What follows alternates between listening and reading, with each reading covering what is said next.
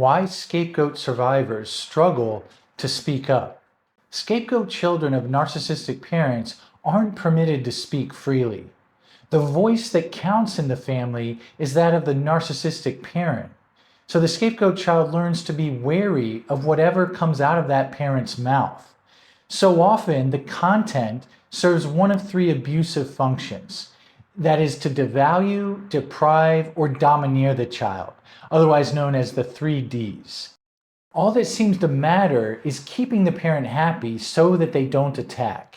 And the child can't control whether this happens. They're at the mercy of the parent's emotional ups and downs. If the parent is up, then the child is going to do everything in their power to keep them up. If the parent is down, then that spells trouble for the scapegoat child. When a narcissistic parent is down, all that parent knows is that something is wrong, and that something can't exist within them. They're just too emotionally fragile to tolerate looking within. So the problem must exist outside of them, and here's where the scapegoat child becomes a convenient target. It must be something about the child that's a source of what's wrong to the parent. When the scapegoat child is blamed for the parent feeling down, the child's only choice is to get it over with. That child can't exonerate themselves from the parent's claims. They wouldn't be in the same reality as the parent if they tried to do so.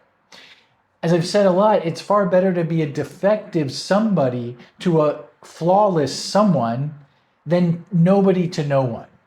The latter happens when the child doesn't occupy the same reality as the parent. In the midst of the child's efforts to minimize the frequency and intensity of their parents' attacks, they can lose sight of themselves.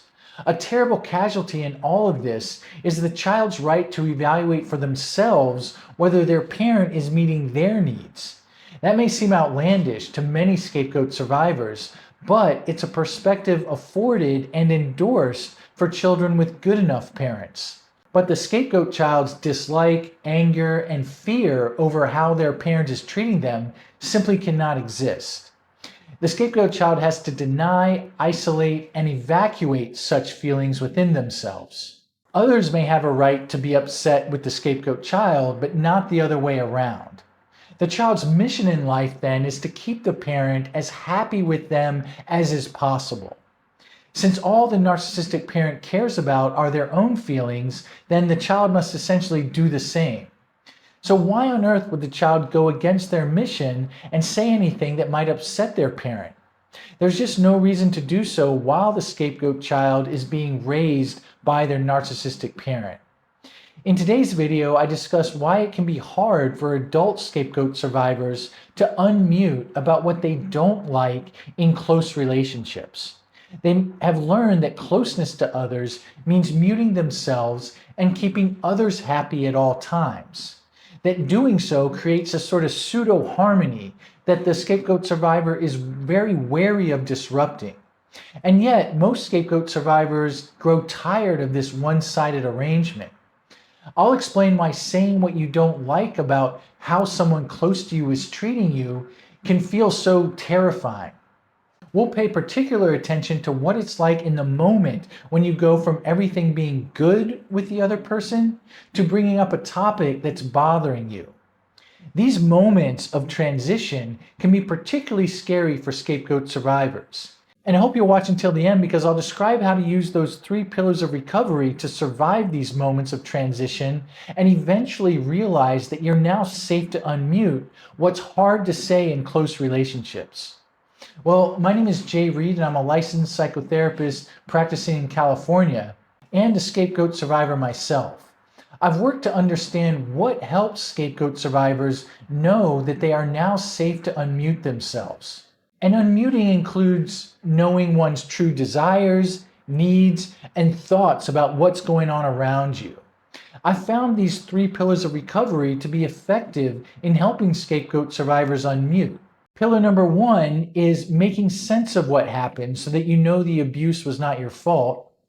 Pillar number 2 is to gain distance from narcissistic abusers today and closeness to safe people. And pillar number 3 is to live in defiance of the narcissist's rules. Taken together, these pillars empower you to know you can now be safe to unmute and live with the volume up on who you really are, what you really want, and what you really think. And before we dive in, I want to let you know about a free ebook I've created called Surviving Narcissistic Abuse as the Scapegoat. And if you grew up being unfairly blamed, criticized, or made to feel like the problem in your family, then this ebook can help you understand why that happened and how to begin recovering from it. It explains why certain children get scapegoated, how that affects your self-worth, and what healing can actually look like. If you've ever wondered, was it really me or was there something deeply wrong in my family? This ebook will give you the clarity and compassion that you need to answer that question for yourself. And you can find the link to the free ebook in the description box below or by clicking here. When survival means keeping your parent happy. A scapegoat child learns that feeling safe with their narcissistic parent is just nearly impossible. The closest thing to it is when the parent is in a good mood. When such a parent feels sufficiently admired and superior, then they may smile upon everyone around them. Such moments provide blessed relief from that steady diet of devaluation, deprivation, and domineering that the scapegoat child usually gets. These moments also gave the scapegoat child hope that their parent was capable of loving them. It didn't matter whether this hope was truly founded or not. Hope would keep the scapegoat child from collapsing into despair at the prospect of never being loved by their parent.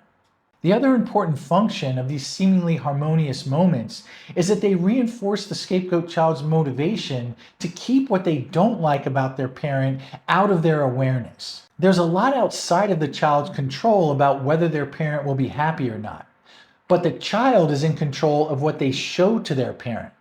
Most scapegoat children in this position will find a way to present a neutral to positive demeanor to their parent. This increases the odds that they'll do nothing directly to elicit the parent's attack. It requires, though, the child to deny their anger at the parent for being so self-absorbed and abusive. Muting feelings of betrayal, indignation, and anger leads to what is called the unconscious wounded self. And if you'd like to learn more about this concept, then I encourage you to check out Module 2 in my online course called A Map to Recovery from Narcissistic Abuse. In it, I go into depth on how the wounded self gets split into the unconscious, which allows then the child's hopeful self to dominate consciousness. This hopeful self keeps the child's faith in the parent's eventual ability to love them intact. And I should explain that the wounded self, it contains all the hurt, pain, anger that is just too dangerous to express directly to the parent. And you can find the link in the description box below or by clicking here. Well, let's start to illustrate these concepts with another anonymized case example. Renee was 5 years old when her parents split up. She lived with her mother, who was incapable of showing genuine interest or concern about Renee's well-being. What made matters worse was that her mother could suddenly turn against Renee. It was as if storm clouds suddenly were brewing in her mother's eyes. When Renee looked at them, all she saw was how much her mother despised her. Like an emotional Medusa, these looks threatened to turn Renee to stone if she didn't find a way to prevent them. So she made it her mission to make her mother so happy that she would never look upon her with this type of hatred again. Renee couldn't have known how futile this mission was, though. She simply had to believe it was possible so she could convince herself to go on. So she made herself get into good spirits whenever she was around her mother. Renee would stop thinking about what she wanted and occupy herself only with what her mother might want. Her mother seemed to like it when Renee would ask her about herself, so that's what Renee did. Her mother also seemed to like when Renee did things for her, so that's also what Renee did. And her mother loved it when Renee acted like she appreciated her mother. So that's what Renee showed her, even if she didn't mean it. One instance stood out that made it clear to Renee she better not ever say what she really thought to her mother. When Renee was 8 years old, it was understood that she would bring all the grocery bags in from the car after her mother got home from grocery shopping. It didn't matter that this was extremely strenuous for an 8-year-old girl like Renee. Her mother believed that this was something Renee owed her.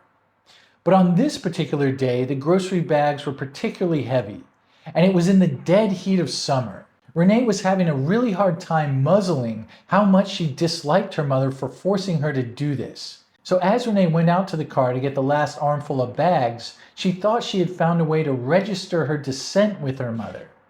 Renee was hopeful that her mother wouldn't take offense, and that would allow Renee to regain some of her own self-respect. So as Renee put the last bags of groceries on the kitchen counter, she said, I can't wait until I'm an adult and I can boss my child around. Her mother at the time had her back to Renee, but upon hearing this, she whisked around and with that same terrifying look in her eyes said, "What did you just say to me? For all that I do for you and this family, I expect more respect than that, Renee. You are such an ungrateful and selfish little girl." The words hurt, yes, but it was her mother's furrowed brow and curled lips, along with her black eyes, that wounded Renee the most. She went from trying to feel just a little less like a slave to her mother to becoming someone her mother hated with a ferocity that nearly broke Renee. From that moment on, Renee dared not register any of her dissent with her mother. Renee forced herself to only express positivity. Any encroaching feelings of discontent about her mother's behavior grew to feel extremely threatening to her. Renee became an expert at quickly identifying these feelings in herself and relegating them to her unconscious. Consequences of having to mute your discontent. Well, there are two painful consequences to having to mute yourself in this way. First is the tension of having to live dishonestly. The scapegoat child and survivor learns to smile on the outside even when frowning on the inside. I've found that most scapegoat survivors in my own work care deeply about the truth, yet this type of experience with a narcissistic parent requires them to sacrifice what is true for what will keep their parent happy. This can create an ongoing sense of inner tension. The scapegoat survivor knows that they are denying some sort of truth, yet it's impossible to psychologically know what that truth is. Their survival has depended on denying that truth about their parent for just far too long. And second is the fear of disrupting others' good moods. As adults, scapegoat survivors can still find it terrifying to introduce their own discontent when the other appears content. I want to focus on the specific moments when the scapegoat survivor considers saying what is bothering them, especially when the other person seems to be in a good mood and assumes that all is well. In such moments, a scapegoat survivor may have one or more of the following fears. They're going to be so blindsided by what I say. They're going to hate me for being unhappy with them.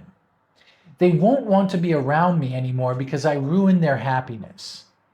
I would be unfairly blaming them because my unhappy feelings are just wrong. If the scapegoat survivor goes ahead and expresses themselves anyway, they may experience extreme anxiety. The only safe way to be in relationships so far has been to be in harmony with the other person. So when the survivor dares to do otherwise, it can be hard to stick to their guns. They may experience an overwhelming pressure to get back to that harmony place as soon as possible. So if the other person shows any signs of disagreement, the scapegoat survivor may just feel too endangered to continue. Using the 3 pillars of recovery to unmute your discontent. It takes time and a multifaceted approach to know that it's now safe to unmute your discontent in close relationships. Those 3 pillars of recovery do offer a comprehensive set of principles that combine to help you do this. And here's how each one plays a role. So pillar number 1 is that making sense of the narcissistic abuse to know it was not your fault. It's critical to reframe what felt like peace in the past as being in fact survival-based compliance. And doing so allows you to see that the supposed good moments that you had in the past with a narcissistic abuser may have been half-baked. And that is, you were only allowed to bake the part of you that flattered them. The part of you that felt otherwise likely had to go unbaked. As you do this, you get to wonder how you might have reacted to them if you could have said the entirety of what you felt. This reframing opens the door for compassion towards yourself. You get to see how muting was a strategy to manage a chaotic and emotionally unsafe environment. That you were doing the best you could with what you had, but now also things can be different. Well, this free YouTube video called Journey of the Scapegoat Survivor of Narcissistic Abuse, I think is a great way to make sense of what happened. You get to see how the scapegoat child has to deny their gifts and the journey that they often take towards reclaiming them. You can find the link in the description box below or by clicking here. Pillar number 2 is gaining distance from narcissistic abusers and closeness to safe people. To learn you're now safe to voice what you don't like, it's necessary to populate your life with people who endorse this.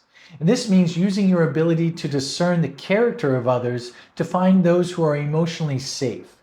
The surest way to find this out is by seeing how they react when you authentically express what you don't like. If they dismiss or devalue you, then they may not be safe. But if they show curiosity, take accountability, and demonstrate a desire to restore the relationship, then they may in fact be safe people. If you'd like to learn more about this pillar, then you can check out this other free YouTube video that I made a while back. And in this one, I go into more depth on how it's not that safe people never make mistakes in friendships or relationships, but rather it's how they react to you bringing up these mistakes that matters the most. And you can find the link to the video in the description box below or by clicking here. And pillar number 3, live in defiance of your narcissistic abuser's rules. So once you understand how wrong it was that you had to prize harmony over honesty, and you've populated your life with safer people, you get to experiment with operating differently. In these new safe relationships, the feared outcomes of rejection, humiliation, and abandonment don't occur when you speak up. But it takes a lot of repetitions for this to be believed. Here's a tactic to help with this step. Notice what you predict will happen if you speak up, and then try to formulate an alternative prediction. So here are 3 examples, and I really want to emphasize here that by no means do I think just by going through this exercise that things are going to feel different, or that even the fear of speaking up is going to diminish.